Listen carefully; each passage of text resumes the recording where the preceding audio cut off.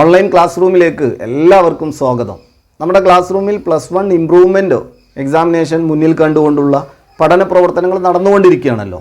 Indian ഇക്കോണമിയിൽ 6 ചാപ്റ്ററുകൾ കഴിഞ്ഞു. ഇന്ന് നമുക്ക് 7ാമത്തെ ചാപ്റ്റർ ആയിട്ടുള്ള employment, growth, informalisation and other issues എന്ന് പറയുന്നത്. ഈ 7ാമത്തെ ചാപ്റ്റർ, ആ ചാപ്റ്ററിൽ നിന്ന് മുൻ വർഷങ്ങളിലെ ക്വസ്റ്റ്യൻ പേപ്പർ എടുത്ത് പരിശോധിച്ചപ്പോൾ ഒരു വലിയ മാർക്കിനുള്ള ക്വസ്റ്റ്യൻസ്, ഒരു ഡിഫറെൻറ്റ് ടൈപ്സ് ക്വസ്റ്റ്യൻസ് കണ്ടിട്ടുണ്ട്. അത് ഏതൊക്കെയാണ്, എങ്ങനെയൊക്കെയായിരുന്നു എന്നുള്ളത് നമുക്കിവിടെ പരിശോധിക്കാം.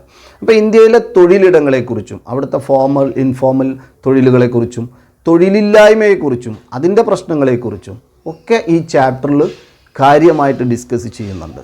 ആദ്യം നമ്മൾക്ക് മുൻ വർഷങ്ങളിൽ ഈ ചാപ്റ്ററിൽ നിന്ന് വന്നിരിക്കുന്ന ക്വസ്റ്റ്യൻസ് അത് ഏതൊക്കെയാണെന്നുള്ളത് നമുക്കിവിടെ പരിശോധിക്കാം.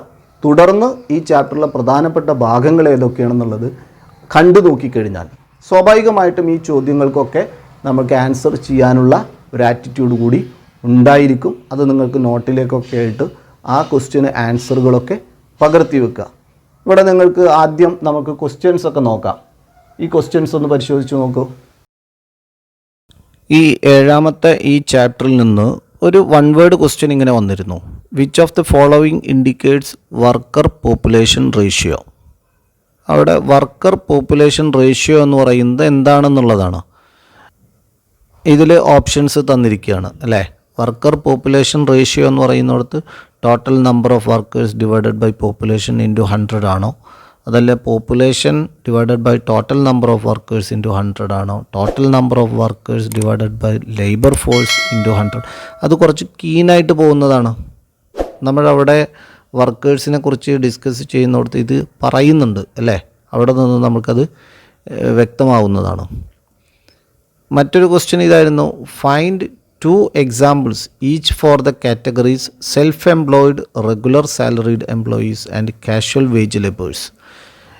സെൽഫ് എംപ്ലോയിഡിനും റെഗുലർ സാലറീഡ് എംപ്ലോയീസിനും അതുപോലെ കാഷ്വൽ വേജ് ലേബേഴ്സിനും 2 എക്സാമ്പിളുകൾ വെച്ചെഴുതാൻ. അപ്പോൾ ഇതെന്താണെന്നുള്ളത് അറിയണ്ടേ. സ്വയം തൊഴിൽ, സ്ഥിരം തൊഴിലല്ലേ, സ്ഥിരമായ റെഗുലർ സാലറീഡ് എംപ്ലോയീസ്, ഇവർ തമ്മിലുള്ള വ്യത്യാസങ്ങൾ, അതുപോലെ കാഷ്വൽ വേജ് ലേബേഴ്സ്. അവിടെ എംപ്ലോയീസ് എന്ന് പറയുന്നിടത്ത് കാര്യമായിട്ട് ഇതിൻ്റെ ഫീച്ചേഴ്സൊക്കെ പറയുന്നുണ്ട്, തരംതിരിക്കുന്നുണ്ട്. ആ രീതിയിൽ അതിന് നമുക്ക് ആൻസർ ചെയ്യാൻ സാധിക്കും. മറ്റൊരു ക്വസ്റ്റ്യൻ ഇങ്ങനെ മൾട്ടിപ്പിൾ ലെവൽ ക്വസ്റ്റ്യൻസ് ആണ്. Economic growth without creating employment opportunities. തൊഴിലവസരങ്ങൾ സൃഷ്ടിക്കാതെയുള്ള സാമ്പത്തിക വളർച്ച, അതിനെന്താണ് പറയുക എന്നുള്ളതാണ്. മൾട്ടിപ്പിൾ ലെവൽ ക്വസ്റ്റ്യൻ ആണ്. പിന്നീട് കണ്ടൊരു question. Point out any 4 important productive activities for the diversification of work force. അല്ലേ, തൊഴിലിൻ്റെ വൈവിധ്യവൽക്കരണത്തിന് ഉപകരിക്കുന്ന ഏതെങ്കിലും 4 ഉൽപ്പാദന പ്രവർത്തനങ്ങൾ ചൂണ്ടിക്കാണിക്കുക എന്നുള്ളത്. ഇത് ഈ ചാപ്റ്ററിനെ കണക്ട് ചെയ്തും വരാം, അല്ലെങ്കിൽ അതുപോലെ റൂറൽ ഡെവലപ്മെൻറ്റ് എന്ന് പറയുന്നിടത്തും നമ്മൾ ഈ അഗ്രികൾച്ചറൽ ഡൈവേഴ്സിഫിക്കേഷൻ പറഞ്ഞിരുന്നു. ഇവിടെ അഗ്രികൾച്ചറൽ ഡൈവേഴ്സിഫിക്കേഷൻ അല്ല, വർക്ക് ഫോഴ്സ് ഡൈവേഴ്സിഫിക്കേഷനാണ്. ആ രീതിയിൽ നമുക്ക് ആൻസർ ചെയ്യാം. മറ്റൊരു question. The workers in informal sector have so many limitations compared to the formal sector. Point out any 4 of them. അപ്പോൾ ഇൻഫോർമൽ വർക്കേഴ്സും ഫോർമൽ വർക്കേഴ്സും അല്ലേ, ഔപചാരിക മേഖലയിൽ ഉള്ളവരും അനൗപചാരിക മേഖലയിലുള്ള തൊഴിലാളികളും. ഇപ്പോൾ സംഘടിതരും അസംഘടിതരും എന്നൊക്കെ പറയുന്ന ആ കാറ്റഗറൈസേഷനിലൂടെയൊക്കെ നമുക്ക് അതിൻ്റെ ഫീച്ചേഴ്സൊക്കെ അറിയാം. ആ രീതിയിലാണ് ഇതിനെ ആൻസർ ചെയ്യേണ്ടത്. അപ്പോൾ ഇവിടെ സാലറിയുടെ കാര്യത്തിലും അതുപോലെ മറ്റു ആനുകൂല്യങ്ങളുടെ കാര്യത്തിലും തൊഴിലിടങ്ങളുടെ കാര്യത്തിലും സുരക്ഷയുടെ കാര്യത്തിലും ഒക്കെയുള്ള വ്യത്യാസങ്ങളൊക്കെ നമ്മൾക്കിതിലേക്ക് കണക്ട് ചെയ്ത് എഴുതാൻ സാധിക്കും. വേറൊരു ക്വസ്റ്റ്യൻ 1 വേർഡ് ആയിരുന്നു. Head load workers is included. അവർ ഫോർമലാണോ, ഇൻഫോർമലാണോ, ഓർഗനൈസർ ആണോ, നൺ ഓഫ് ദിസ്. ആ സ്വഭാവം നോക്കിയാൽ തന്നെ നമുക്ക് പെട്ടെന്ന് ഐഡൻറ്റിഫൈ ചെയ്യാൻ സാധിക്കുന്നതല്ലേ. വേറൊരു ക്വസ്റ്റ്യൻ കണ്ടത്. Unemployment is one of the major hurdles in India's growth path. In this context differentiate the concepts of open unemployment and disguised unemployment.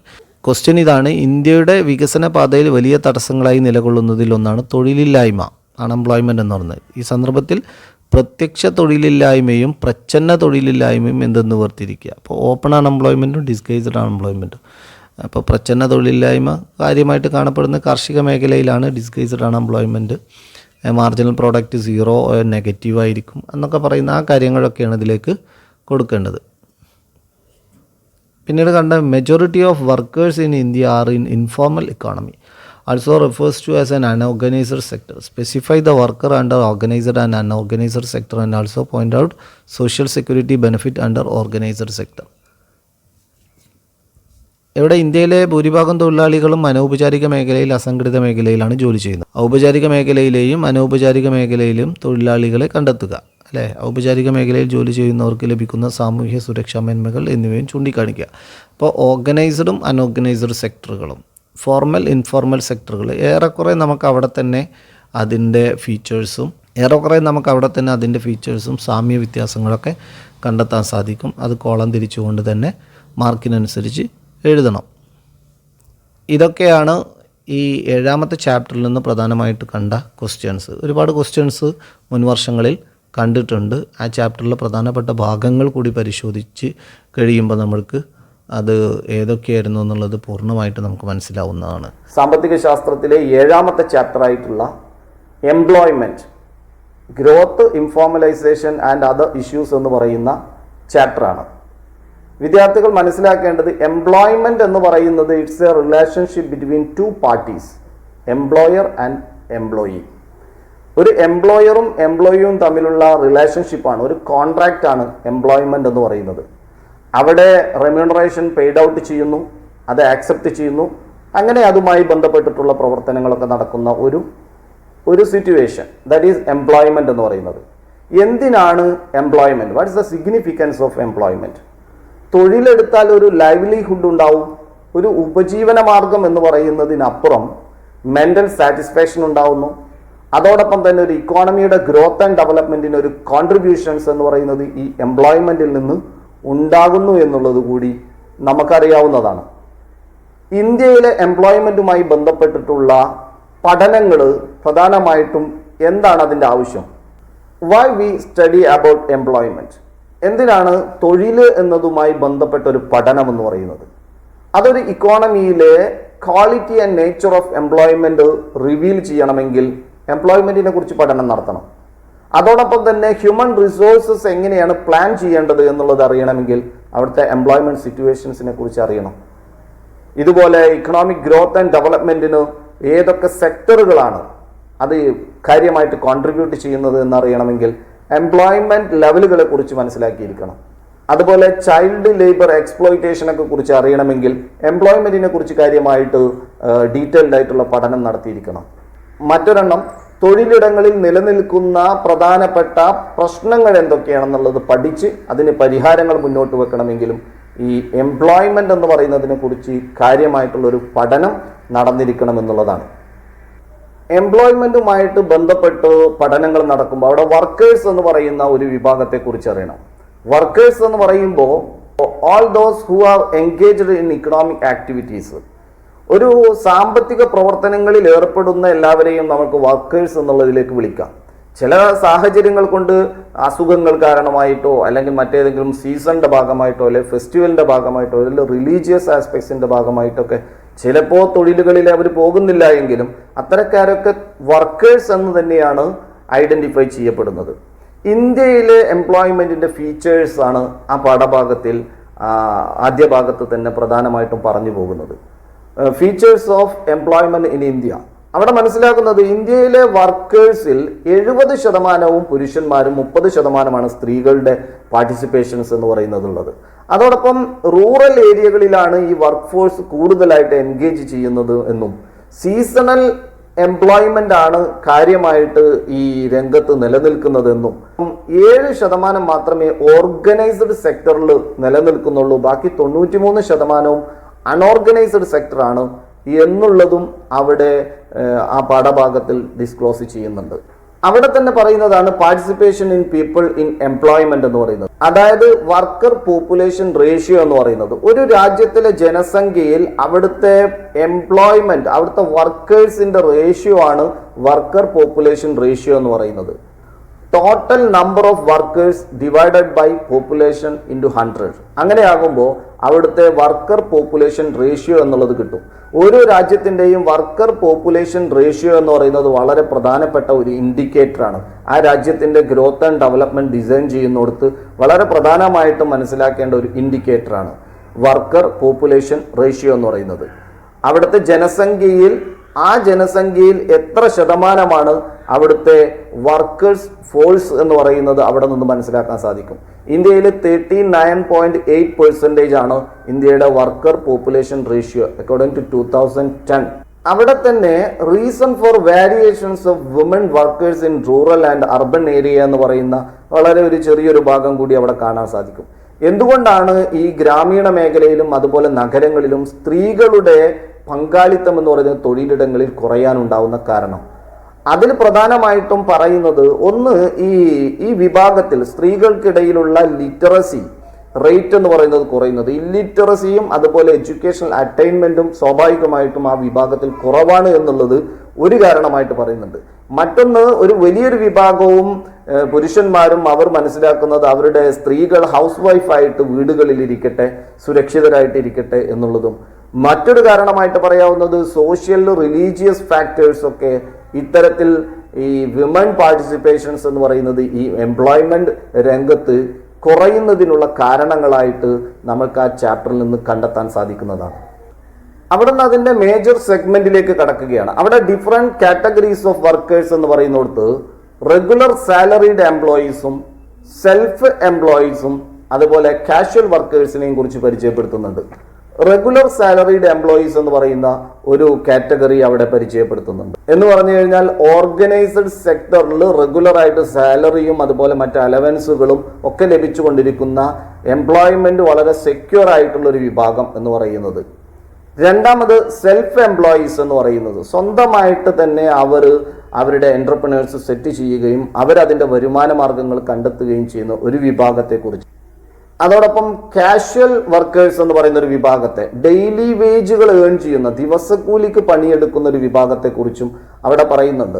ഇന്ത്യയിലെ ഈ ഡിഫറെൻറ്റ് സെക്ടേഴ്സ് ഓഫ് എംപ്ലോയീസ് എന്നുള്ളത് എടുക്കുമ്പോൾ അതിൽ സെൽഫ് എംപ്ലോയീസ് കൂടുതലുണ്ട്, തൊട്ടുടനെ തന്നെ കാഷ്വൽ വർക്കേഴ്സ് ഉണ്ട്. വളരെ മൈന്യൂട്ടായിട്ട് ഈ ഓർഗനൈസ്ഡ് സെക്ടറിലുള്ള റെഗുലർ സാലറീഡ് എംപ്ലോയീസ് എന്ന് പറയുന്ന വിഭാഗത്തെ കാണാൻ സാധിക്കുന്നുള്ളൂ. എന്നാൽ അതേസമയം തന്നെ തൊഴിലിടങ്ങളിൽ വളരെ സുരക്ഷിതമായിട്ടുള്ള വളരെ അട്രാക്റ്റീവ് ആയിട്ടുള്ള ഒരു രംഗമാണ് ഓർഗനൈസ്ഡ് ആയിട്ടുള്ളതിൽ റെഗുലർ സാലറീഡ് എംപ്ലോയീസ് എന്ന് പറഞ്ഞു. ഒരുപാട് ബെനഫിറ്റുകളുണ്ട്, അലവൻസുകളുണ്ട്, മെറ്റേണിറ്റി ലീവുകളുണ്ട്, അതുപോലെ പറയുന്ന ഒരുപാട് ആനുകൂല്യങ്ങൾ റെഗുലർ സാലറീഡ് എംപ്ലോയീസിലുണ്ട്. അത് പ്രധാനമായിട്ടും പ്രൊവൈഡ് ചെയ്യുന്നത് സെൻട്രൽ ഗവൺമെന്റും അതുപോലെ സ്റ്റേറ്റ് ഗവൺമെന്റും അവരുടെ ഫങ്ഷൻസുമായി ബന്ധപ്പെട്ട് ഒരുപാട് തൊഴിൽ അവസരങ്ങൾ കൊടുക്കുന്നു. അവിടേക്ക് ഒരുപാട് ആളുകൾ കയറി വരുന്നു. ഇവിടൊക്കെ റെഗുലർ സാലറീഡ് എംപ്ലോയീസ് ആണ്. ഈ റെഗുലർ സാലറീഡ് എംപ്ലോയീസിൽ റൂറൽ ഏരിയയിൽ കാണുന്നതിനേക്കാൾ കൂടുതലും അർബൻ സെക്ടറിലാണ്, അർബൻ ഏരിയയിലെ പോപ്പുലേഷനിലാണ് റെഗുലർ സാലറീഡ് എംപ്ലോയീസ് എന്ന് പറയുന്ന വിഭാഗം കൂടുതലായിട്ടും കാണപ്പെടുന്നത്. അതിന് പല കാരണങ്ങളിൽ ഒന്ന് പ്രധാനമായിട്ടും അവരുടെ എഡ്യൂക്കേഷണൽ അറ്റൈൻമെന്റ് എന്ന് പറയുന്നത് തന്നെയാണ് എന്നും ആ ചാപ്റ്ററിൽ നിന്ന് നമുക്ക് മനസ്സിലാക്കാം. അതേസമയം സെക്ഷൻ വൈസ് എംപ്ലോയ്മെന്റ് എടുക്കുമ്പോൾ ഇപ്പോൾ primary sector, secondary sector, tertiary sector. ഇപ്പോൾ പ്രൈമറി സെക്ടർ എന്ന് പറയുന്നത് agriculture and allied activities, fishing, mining, quarrying, ഇതൊക്കെ അതിൽ ഉൾപ്പെടുന്നതാണ്. ഇപ്പോൾ സെക്കൻഡറി സെക്ടർ എന്ന് പറയുന്നത് manufacturing, electricity, gas, water supply, constructions, ഇതൊക്കെ സെക്കൻഡറി സെക്ടറിലേക്ക് വരുന്നതാണ്. ടേർഷറി സെക്ടറിലേക്ക് വരുമ്പോൾ service, education, health, trade and commerce, transportation, communication, ഇങ്ങനെയൊക്കെ വരുന്നുണ്ട്. ഇവിടൊക്കെ എംപ്ലോയ്മെന്റ് ഡിസ്ട്രിബ്യൂട്ട് ചെയ്യപ്പെട്ടിരിക്കുന്നത് എങ്ങനെയാണെന്ന് പരിശോധിക്കുമ്പോൾ വലിയൊരു ശതമാനവും വർക്ക് ഫോഴ്സും ഡിസ്ട്രിബ്യൂട്ട് ചെയ്യപ്പെടുന്നത് പ്രൈമറി സെക്ടറിലാണ്, ഏകദേശം 49%. സെക്കൻഡറി സെക്ടറിൽ 24%, ബാക്കി വരുന്നതൊക്കെ സർവീസ് സെക്ടറിലുമാണ് ഡിസ്ട്രിബ്യൂട്ട് ചെയ്യപ്പെട്ടിരിക്കുന്നത് എന്നുള്ളതും ആ പാഠഭാഗത്തിൽ നിന്ന് നമുക്ക് മനസ്സിലാക്കാം. അതോടൊപ്പം സർവീസ് സെക്ടറിൽ 63%, അതുപോലെ സെക്കൻഡറി സെക്ടറിൽ 44% വർക്ക് ഫോഴ്സ് എന്ന് പറയുന്നത് അർബൻ ഏരിയയിൽ നിന്നാണെന്നുള്ളതും വളരെ പ്രധാനമായിട്ട് വിദ്യാർത്ഥികൾ ഓർത്തു വെക്കുന്നത്. അവിടെയൊക്കെ റൂറൽ ഏരിയക്ക് വളരെ ഇൻസിഗ്നിഫിക്കൻസ് കാണാം. ആ ഏരിയയിൽ നിന്നുള്ള വർക്കേഴ്സ് എന്ന് പറയുന്നത് ഈ സർവീസ് അതുപോലെ സെക്കൻഡറി അട്രാക്റ്റീവ് ആയിട്ടുള്ള ഈ ഫീൽഡിലേക്ക് വളരെ നാമമാത്രമാണ്. Agriculture and allied activities in rural ഏരിയയിലാണ് പ്രിഡോമിനൻ്റ് ആയിട്ട് നടക്കുന്നത്. ഈ റൂറൽ ഏരിയയിൽ വിമൺ പാർട്ടിസിപ്പേഷൻസ് ആണ് ഈ സെക്ടറിൽ വളരെ കാര്യമായിട്ട് കാണുന്നത് എന്നും ആ ചാപ്റ്ററിൽ സൂക്ഷ്മമായി പരിശോധിച്ചാൽ മനസ്സിലാവുന്നതാണ്. ഇനി ആ ചാപ്റ്റർ മുന്നോട്ട് പോകുന്നത് growth and changing structure of employment എന്ന് പറയുന്ന ഭാഗവുമായി കണക്ട് ചെയ്തുകൊണ്ടാണ്. ഒരു ഇക്കോണമിയിലെ ഇക്കണോമിക് ഡെവലപ്മെന്റിന്റെ പ്രധാനപ്പെട്ട ഗോൾ എന്ന് പറയുന്നത് ഇക്കണോമിക് ഗ്രോത്തും എംപ്ലോയ്മെന്റ് ജനറേഷനും ഒരേ സമയം പ്രൊവൈഡ് ചെയ്യുക എന്നുള്ളതാണ്. 1960 മുതൽ 2000 വരെയുള്ള കാലഘട്ടം എടുത്ത് പരിശോധിക്കുമ്പോൾ ഇന്ത്യയിലെ ഇക്കണോമിക് ഗ്രോത്ത് എന്ന് പറയുന്നത്, rate of growth of GDP എന്ന് പറയുന്നത് വളരെ പോസിറ്റീവ്ലി മുന്നോട്ട് പോയിക്കൊണ്ടിരിക്കുകയാണ്. ഈ അടുത്ത കാലത്തായിട്ട് ചെറിയ ചെറിയ കുറവുകളൊക്കെ സംഭവിച്ചിട്ടുണ്ട് എങ്കിലും ആ 60കൾ മുതൽ ഏകദേശം 2000-2015 വരെയുള്ള കാലഘട്ടങ്ങൾ എടുക്കുമ്പോൾ GDP എന്ന് പറയുന്നത് പതുക്കെ ഏകദേശം 8.5 വരെ നമ്മുടെ GDP റേറ്റ് എന്ന് പറയുന്നത് ഇൻക്രീസ് ചെയ്തിട്ടുണ്ട്. എന്നാൽ അതേസമയം എംപ്ലോയ്മെന്റ് ജനറേഷൻ എടുത്ത് പരിശോധിക്കുമ്പോൾ അത് വളരെ പിറകിലാണ്. ഈ GDPയുടെ റേറ്റ് ഓഫ് ഗ്രോത്ത് എന്ന് പറയുന്നത് 6% ഒക്കെ ഒരു ആവറേജ് പറയുമ്പോൾ എംപ്ലോയ്മെന്റ് ഗ്രോത്ത് ജനറേഷൻ എന്ന് പറയുന്നത് 1% ഒക്കെ. അത് വളരെ മൈന്യൂട്ടായിട്ട് 2005-2008 കാലയളവിലെ GDP ഗ്രോത്ത് റേറ്റ് എന്ന് പറയുന്നത് 8.7%ലേക്കൊക്കെ വന്നപ്പോൾ നമ്മുടെ എംപ്ലോയ്മെന്റ് ഗ്രോത്ത് റേറ്റ് എന്ന് പറയുന്നത് 0.28%ലേക്കായിട്ട് വളരെ ശുഷ്കമായിട്ട് നിന്നു എന്നുള്ളത് പരിശോധിച്ചാൽ ആ പാഠഭാഗത്തിൽ കാണാം.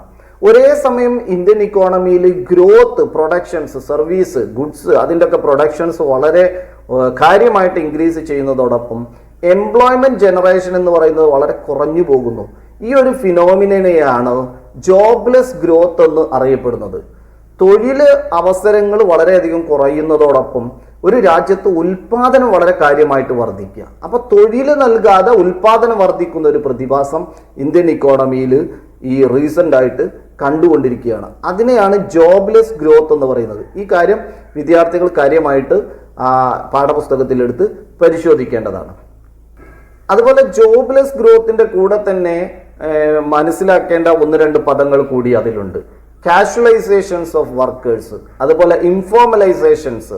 ഈ കാഷ്വലൈസേഷൻ ഓഫ് വർക്കേഴ്സ് എന്ന് പറയുന്നത് റെഗുലർ സാലറീഡ് എംപ്ലോയീസും അതുപോലെ സെൽഫ് എംപ്ലോയീസും ഈ 2 കാറ്റഗറിയിൽ കാര്യമായിട്ട് കുറവ് സംഭവിക്കുകയും കാഷ്വൽ ലേബേഴ്സിന്റെ എണ്ണം ക്രമാതീതമായി വർദ്ധിക്കുകയും ചെയ്യുക. Casual workers. അപ്പോൾ റെഗുലർ സാലറീഡ് എംപ്ലോയീസ് എന്ന് പറയുന്നത് കാര്യമായിട്ട് വലിയൊരു പ്രൊട്ടക്ഷൻ ഉള്ളൊരു വിഭാഗമാണ്. അത്തരം തൊഴിലിടങ്ങളൊക്കെ കുറയുകയും സാഹചര്യങ്ങൾ കുറയുകയും, അതുപോലെ സെൽഫ് എംപ്ലോയിഡ് എന്ന് പറയുന്ന ഒരു കാറ്റഗറി, വളരെ റിസ്ക് എടുത്ത് മുന്നോട്ട് പോകുന്ന ഒരു വിഭാഗം, അവിടെയും കുറയുകയും ഡെയിലി വേജ്, ദിവസക്കൂലിക്ക് പണിയെടുക്കുന്നവരുടെ എണ്ണം വർദ്ധിച്ചു വരുന്നത്, ഇതൊരു കാഷ്വലൈസേഷൻസ് ഓഫ് വർക്കേഴ്സ് എന്നാണ് അറിയപ്പെടുന്നത്. അതുപോലെ അവിടെ കാണുന്നതാണ് informalisation of Indian work force എന്ന് പറയുന്നത്. ഫോർമൽ സെക്ടറിൽ നിന്ന് ഇൻഫോർമൽ സെക്ടറിലേക്ക് കാര്യമായിട്ടുള്ള ഒരു മാറ്റം ഉണ്ടാവുക, തൊഴിൽ ഫോഴ്സ് എന്ന് പറയുന്നത്. അപ്പൊ agriculture and allied activities, fisheries, അങ്ങനെ പറയുന്ന അൺഓർഗനൈസ്ഡ് ആയിട്ടുള്ള സെക്ടറുകളിൽ വർക്ക് ഫോഴ്സ് കൂടുക. അതിന് കാരണം ഫോർമൽ സെക്ടറിൽ തൊഴിലവസരങ്ങൾ കുറയുന്നു എന്നുള്ളതാണ്. അപ്പോൾ ഫോർമൽ സെക്ടറിൽ എന്ന് പറയുന്നത് ഒരുപാട് ബെനിഫിറ്റുകളുണ്ട്. പ്രധാനമായിട്ടും അവിടുത്തെ തൊഴിലവസരങ്ങൾ തുറന്നു കൊടുക്കുന്നത് ഗവൺമെന്റ് ആണ്. അത് സെൻട്രൽ ഗവൺമെന്റും സ്റ്റേറ്റ് ഗവൺമെന്റുകളുമാണ്.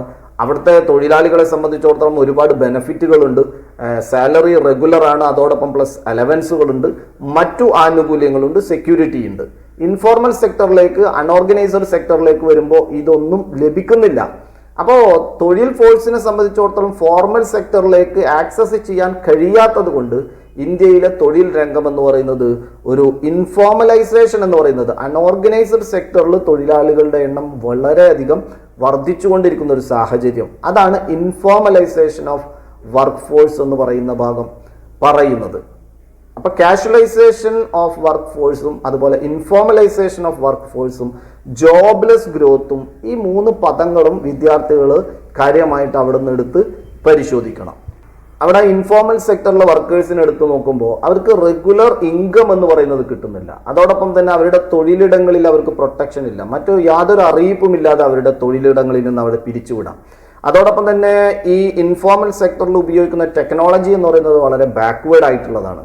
ഇൻഫോർമൽ സെക്ടറിൽ, അൺഓർഗനൈസ്ഡ് സെക്ടറിലുള്ള വലിയൊരു ശതമാനം വർക്ക് ഫോഴ്സും അവർ താമസിക്കുന്നത് ചേരികളിലും അനുബന്ധമായിട്ടുള്ള പ്രദേശങ്ങളിലും. എന്ന് പറഞ്ഞു കഴിഞ്ഞാൽ ഈ അൺഓർഗനൈസ്ഡ് സെക്ടർ എന്ന് പറയുന്നത് ആകർഷിക്കപ്പെടുന്ന ഒരു ഇടമല്ല. പക്ഷേ ഈ ഓർഗനൈസ്ഡ് സെക്ടർ അല്ലെങ്കിൽ ഫോർമൽ സെക്ടറിൽ തൊഴിലവസരങ്ങൾ ലഭിക്കാത്തത് കൊണ്ട് ഉപജീവന മാർഗമായിട്ട് അൺഓർഗനൈസ്ഡ് അതുപോലെ ഇൻഫോർമൽ സെക്ടറിലേക്ക് ജനങ്ങൾ തള്ളിവിടുകയാണ് ഇന്ത്യൻ ഇക്കോണമിയിൽ നടന്നുകൊണ്ടിരിക്കുന്നത്. അതാണ് ഇൻഫോർമലൈസേഷൻ ഇൻ വർക്ക് ഫോഴ്സ് എന്ന് പറയുന്ന ഭാഗം പരിശോധിച്ചാൽ നമുക്ക് മനസ്സിലാവുന്നത്. ഇനി ആ ചാപ്റ്ററിന്റെ അവസാന ഭാഗത്തിലേക്ക് വരുമ്പോൾ അൺഎംപ്ലോയ്മെന്റിനെ കുറിച്ച് പറയുകയാണ്, തൊഴിലില്ലായ്മയെ കുറിച്ച് പറയുക. അപ്പോൾ national sample survey organisation NSSO reveal ചെയ്യുന്നത് അൺഎംപ്ലോയ്മെന്റ് എന്ന് പറയുന്നത് ഒരു വ്യക്തി തൊഴിലെടുക്കാൻ വേണ്ടി അദ്ദേഹം തൊഴിൽ അന്വേഷിക്കുന്നു, പക്ഷെ അദ്ദേഹത്തിന് തൊഴിൽ ലഭിക്കുന്നില്ല. പല മാർഗങ്ങളിലൂടെയും അദ്ദേഹം ഒരു തൊഴിൽ വരുമാനത്തിന് വേണ്ടി അദ്ദേഹം അന്വേഷണങ്ങൾ നടത്തിക്കൊണ്ടിരിക്കുകയാണ്. പക്ഷേ അദ്ദേഹത്തിന് അത്തരത്തിലുള്ള ഒരു തൊഴിൽ ലഭിക്കാതെ പോകുമ്പോൾ ഇത്തരം സാഹചര്യത്തെയാണ്, ഇത്തരം സിറ്റുവേഷനെയാണ് അൺഎംപ്ലോയ്മെന്റ് എന്ന് പറയുന്നത്. ഡിഫറെൻറ്റ് ടൈപ്സ് ഓഫ് അൺഎംപ്ലോയ്മെന്റ് എന്ന് പറയുന്നത് അവിടെ പറഞ്ഞു പോകുന്നുണ്ട്. അതിൽ open unemployment, disguised unemployment, frictional unemployment, structural unemployment, seasonal unemployment, ഇതൊക്കെ പാഠഭാഗത്തിൽ പറയുന്നുണ്ട്. ഇപ്പോൾ ഓപ്പൺ അൺഎംപ്ലോയ്മെന്റ്, പ്രത്യക്ഷ തൊഴിലില്ലായ്മ എന്ന് പറയുന്നത്, ഈ നേരത്തെ പറഞ്ഞതുപോലെ തന്നെ തൊഴിലെടുക്കാൻ അദ്ദേഹം വില്ലിംഗ് ആണ്, അദ്ദേഹത്തിന് അതിന് എബിലിറ്റി ഉണ്ട്, പക്ഷേ അദ്ദേഹത്തിന് തൊഴിൽ ലഭിക്കുന്നില്ല. ഒരു തൊഴിലും സാഹചര്യവും അദ്ദേഹത്തിന് ലഭിക്കുന്നില്ലെങ്കിൽ അത്തരം തൊഴിൽ ലഭിക്കാത്ത ആളുകളെ കാറ്റഗറിയാണ് ഓപ്പൺ അൺഎംപ്ലോയ്മെന്റ് എന്ന് പറയുന്നത്. എന്നാൽ സീസണൽ അൺഎംപ്ലോയ്മെന്റ് എന്ന് പറയുന്നത് തൊഴിലുണ്ട്, എന്നാൽ നിത്യമായിട്ട് അവർക്ക് തൊഴിൽ കിട്ടുന്നില്ല. സീസൺ അനുസരിച്ച് ചിലപ്പോൾ അവർ തൊഴിലില്ലാത്തവരായി മാറുന്നു. അപ്പോൾ ഈ കാർഷിക മേഖലയിലൊക്കെ വിത്തിറക്കുന്ന സമയങ്ങളിലും അതുപോലെ പറയുന്ന കളപറിക്കുന്ന സമയങ്ങളിലൊക്കെ കാര്യമായിട്ട് തൊഴിൽ ലഭിക്കുമ്പോൾ പിന്നീട് കുറച്ചു കാലം കാത്തിരിക്കണം, അത് കൊയ്തെടുക്കുന്ന സമയം അല്ലെങ്കിൽ അതിൻ്റെ ഹാർവെസ്റ്റിംഗ് സീസൺ വരെ. അപ്പോൾ ആ കാലഘട്ടങ്ങളിൽ അവർ തൊഴിലില്ലാത്തവരാകുന്നു. ഇത് സീസണൽ അൺഎംപ്ലോയ്മെന്റ്. ഇന്ത്യയിൽ കാര്യമായിട്ട് കാണുന്ന ഒരു അൺഎംപ്ലോയ്മെന്റ് ആണ് സീസണൽ അൺഎംപ്ലോയ്മെന്റ് എന്ന് പറയുന്നത്. മറ്റൊരെണ്ണം പറയുന്നത് ഡിസ്ഗൈസ്ഡ് അൺഎംപ്ലോയ്മെന്റ് ആണ്, പ്രച്ഛന്ന തൊഴിലില്ലായ്മ എന്ന് പറയുന്നത്. ഇത് അഗ്രികൾച്ചർ സെക്ടറിലാണ് കാണുന്നത്. ഒരു കൃഷിയിടത്തിൽ ആവശ്യമുള്ളതിനേക്കാൾ കൂടുതൽ ആളുകൾ തൊഴിലെടുക്കുക. 10 പേര് തൊഴിലെടുക്കേണ്ട സാഹചര്യമുള്ളൂ. 10 പേര് തൊഴിലെടുത്താലും അവിടെ നിന്ന് ലഭിക്കുന്ന ഉൽപ്പന്നം 1000 കിൻഡലാണെങ്കിൽ അവിടെ ഇനി 15 പേര് തൊഴിലെടുത്താലും 1000 കിൻഡലേ ലഭിക്കൂ. എന്നാൽ ഇന്ത്യയിലെ കൃഷിയിടങ്ങളിൽ ആവശ്യമുള്ളതിനേക്കാൾ കൂടുതൽ ലേബർ ഫോഴ്സ് അവിടെ എൻഗേജ് ചെയ്യുന്നതായിട്ട് കാണാൻ സാധിക്കും. അതിന് കാരണം അവർക്ക് മറ്റൊരു സെക്ടറിൽ തൊഴിൽ ലഭിക്കാത്തത് കൊണ്ട് ഇവിടെ നിൽക്കുന്നു എന്നുള്ളതാണ്. പക്ഷെ അത്തരം തൊഴിലില്ലായ്മയാണ് ഡിസ്ഗൈസ്ഡ് അൺഎംപ്ലോയ്മെന്റ്. അവർ തൊഴിൽ ചെയ്യുന്നുണ്ട്, പക്ഷെ അവരുടെ പ്രോഡക്ടിവിറ്റി, മാർജിനൽ പ്രോഡക്ടിവിറ്റി എന്ന് പറയുന്നത് സീറോയോ അല്ലെങ്കിൽ നെഗറ്റീവോ ഒക്കെ ആയി മാറുന്നതാണ്. ഇതാണ് ഡിസ്ഗൈസ്ഡ് അൺഎംപ്ലോയ്മെന്റ്. ഇത് പ്രധാനമായിട്ടും കാർഷിക മേഖലയിലാണ് കാണുന്നത്. പിന്നെ സ്ട്രക്ചറൽ അൺഎംപ്ലോയ്മെന്റ്, ഒരു ഇക്കോണമിയുടെ സ്ട്രക്ചർ മാറുമ്പോൾ, ടെക്നോളജിയൊക്കെ മാറുന്നതിൻ്റെ ഒക്കെ ഭാഗമായിട്ട് കുറച്ച് ആളുകൾക്ക് തൊഴിൽ നഷ്ടപ്പെടും. അത്തരം തൊഴിലില്ലായ്മയാണ് അൺഎംപ്ലോയ്മെന്റിനെയാണ് സ്ട്രക്ചറൽ അൺഎംപ്ലോയ്മെന്റ് എന്നുള്ളത് ഇവിടെ പറയുന്നത്. ഇതൊക്കെ പാഠഭാഗത്തിൽ വിശദമായിട്ട് പറഞ്ഞു പോകുന്നുണ്ട്. അവസാനം തൊഴിലവസരങ്ങൾ ജനറേറ്റ് ചെയ്യുന്നതിൽ ഗവൺമെന്റിന് കാര്യമായിട്ടുള്ള റോളുണ്ട്. ഗവൺമെന്റ് ഡയറക്റ്റ് ആയിട്ടും ഇൻഡയറക്റ്റ് ആയിട്ടും ഒരുപാട് തൊഴിലവസരങ്ങൾ തുറന്നു വെക്കുന്നുണ്ട്.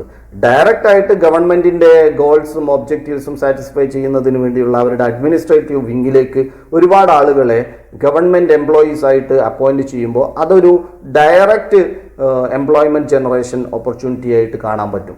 എന്നാൽ ഗവൺമെന്റിന്റെ ചില പദ്ധതികളൊക്കെ നടപ്പിലാക്കുന്നതിന്റെ ഭാഗമായിട്ട് ഗവൺമെന്റ് എക്സ്പെൻഡിച്ചറുകൾ ഇക്കോണമിയിൽ ഇറക്കുന്നതിന്റെ ഭാഗമായിട്ട് കുറേ ആളുകൾക്ക് അതിനോടനുബന്ധമായിട്ട് തൊഴിലുകൾ കിട്ടിക്കൊണ്ടിരിക്കുകയാണ്.